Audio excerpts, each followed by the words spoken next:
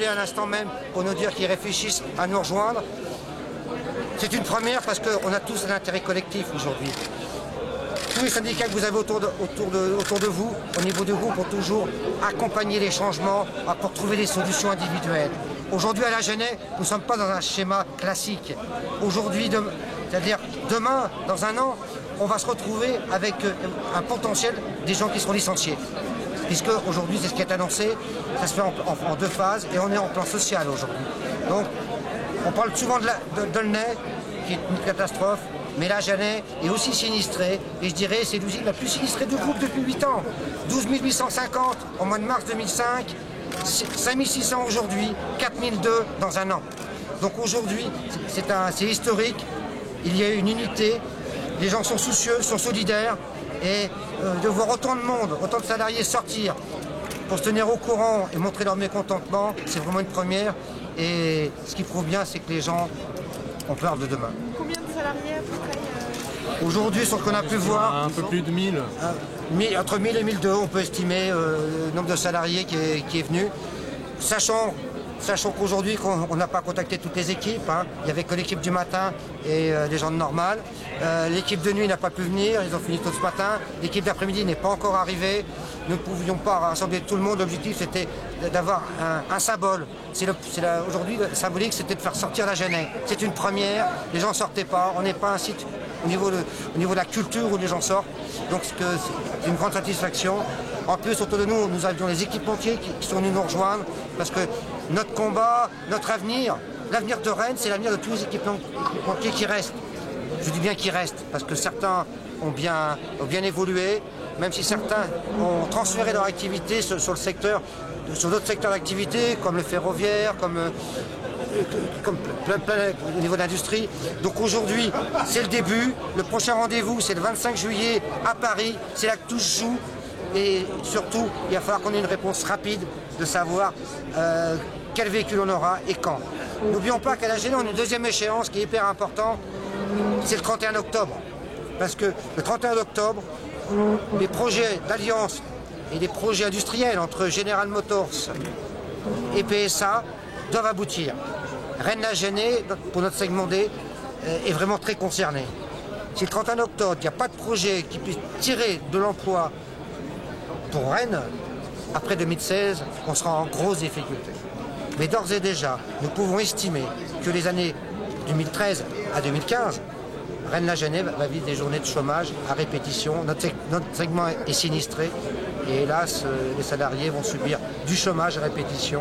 Et on attend tous que les mesures qui existent aujourd'hui d'aide au maintien de l'emploi continuent à durer pendant les années à venir. Et ça, c'est le gouvernement qui doit nous apporter des réponses. Est-ce que vous avez eu le détail sur les 1400? Est-ce qu'on peut en savoir un petit peu plus sur Oui, alors, sur les 1400, il y a des choses je répète qu'on ne peut pas tout dire, étant donné que c'est confidentiel jusqu'au 25, il y a des choses qu'on peut dire.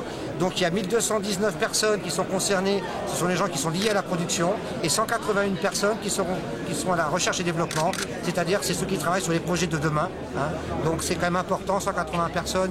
Aujourd'hui, c'est 750 personnes qui travaillent sur ces projets sur la Reine de la Genève, et là c'est 180 personnes qui seront supprimées ou déplacées. C'est 25% des effectifs, que ce soit en recherche et développement ou en production. Donc c'est un coup dur, une fois de plus, pour le site de Rennes. Et les échéances dont rappelait Pierre sur l'Alliance et les décisions qui seront liées à l'Alliance, on les attend toutes. Mais le prochain rendez-vous, effectivement, c'est le CCE du 25, le CE extraordinaire du 26 à Rennes, pour discuter du plan qu'on nous a remis personnellement et confidentiellement aujourd'hui.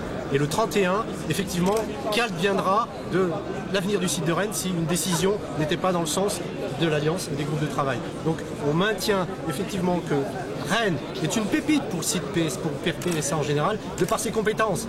Mais qu'est-ce qu'il adviendra dans l'esprit de GM qui ne connaît pas aujourd'hui le site PSA? Donc on met en valeur, et c'est nous, l'intersyndicale, qui redonnons ce message à l'ensemble des groupes de travail, c'est que Rennes, vous devez miser sur le site de Rennes. On a fait nos preuves et on a montré à travers les véhicules haut de gamme que l'on produit qu'on est en tête aujourd'hui des niveaux de qualité qu'on peut avoir sur ce segment. Et j'ajouterai une chose, le site de Rennes sait s'adapter. La meilleure expérience, nous l'avons connue avec la Xara Picasso, où en l'espace de 6 mois, on a repris la fabrication complète de ce véhicule-là et on a su s'adapter et le rendre rentable. Rennes sait s'adapter, les gens l'ont prouvé, les gens restent motivés mais il va falloir les rassurer dans les semaines à venir. Si le 25 juillet, est-ce que vous comptez Pardon ? Si le 25 juillet, est-ce que vous comptez vous mobiliser? Non, on a prévenu aux salariés que la situation est difficile. Aujourd'hui, on n'aura pas d'informations avant le 25. On pourra communiquer. Il y a des choses à négocier quand même. Aujourd'hui, nous ne sommes qu'au début d'une négociation pour adapter la situation au niveau de PSA. Donc il faut donner du temps au temps. Aujourd'hui, il n'y a pas le feu. À partir du 25, on en saura plus. Par contre, ce qu'il y a de sûr, c'est qu'on va inciter les salariés qui veulent venir à la Grande Armée à Paris le 25. Et on se reverra certainement à la rentrée septembre, ne serait-ce que pour informer les salariés de l'évolution du dossier. Et pour une mobilisation qui dépasse le site, c'est-à-dire que l'ensemble du bassin d'emploi, l'ensemble de la filière automobile est concerné. Donc il y a le 25, et effectivement, Pierre et Christine, comme tu voulais le dire, on a aussi un mouvement à prévoir en septembre en mobilisant les salariés, leurs familles, les élus qui doivent nous aider, les retraités, pour montrer qu'à Rennes, il y a une filière à défendre et qu'on a des atouts et qu'il faut la conserver. Le gouvernement a dit qu'il n'acceptait pas le plan de PSA. Le vous avez gouvernement confiance ne peut rien faire vu que c'est une entreprise privée. Donc à part faire des effets d'annonce, on ne voit pas ce que peut faire le gouvernement pour aider PSA. Et à part dire ouais, on refuse le plan, comme c'est une entreprise privée, ils font ce qu'ils veulent. Dans tous les cas de figure, quelles que soient les mesures que pourrait prendre le gouvernement, c'est le sujet politique du dossier. Nous, on est là dans le domaine syndical. On est là pour défendre les salariés, pour défendre les intérêts moraux et matériels des salariés. Un salarié qui quittera volontairement, on doit lui assurer une pérennité dans son projet. Un salarié qui demain recevra une lettre de licenciement, on doit lui assurer des garanties au niveau d'une reconversion. Ça, c'est notre rôle. Donc on verra ce que les politiques peuvent nous apporter. Aujourd'hui, nous avons décidé de rester indépendants de tout mouvement politique et c'est une chance pour Rennes-la-Genêt, au travers de cette union syndicale que vous voyez. Ça n'arrive pas fréquemment en Bretagne. C'est une première aussi. C'est un début d'une remise en cause des habitudes en Bretagne et de nous-mêmes. Hein. Les salariés en prennent conscience. Voilà, donc on verra ce que les politiques peuvent nous apporter, mais aujourd'hui, nous ne sommes pas en attente de solutions immédiates de leur part. Je le rappellerai, comme je l'ai évoqué à tout le monde, entendre des choses du style privatiser PSA, sincèrement, je ne sais pas si c'est une bonne chose. Je le rappelle, Renault est privatisé, c'est Renault qui a le plus liquidé de postes sur les 15 dernières années. Donc, si c'est pour avoir le même projet, moi, j'en veux pas. Vous êtes unis avec la CGT aujourd'hui? Alors aujourd'hui intersyndicale, la CGT n'a pas souhaité s'associer depuis que la intersyndicale est en place depuis 3 mois. À l'issue de la réunion d'aujourd'hui, la CGT a pris contact avec nous pour éventuellement discuter, pour venir nous rejoindre. On n'a jamais fermé la porte. La meilleure preuve, c'est que vous avez pu voir qu'il y avait une banderole avec une case vide. C'était la place de la CGT qui existe sur le site. La CGT peut nous rejoindre, on en discutera. Il n'y a pas de blocage. C'est l'unité syndicale et c'est une plateforme de revendication commune. Et c'est le collectif qui doit... À Rennes-la-Genêt, on a décidé de préserver l'emploi, de garder l'outil intact, de montrer qu'on sait toujours produire, apporter de la rentabilité, parce qu'il y a quand même des gens qui nous regardent aujourd'hui, qui auditent Rennes-la-Genêt, parce que le 31 octobre, c'est l'échéance. Nous ne sommes rien, soyons tous.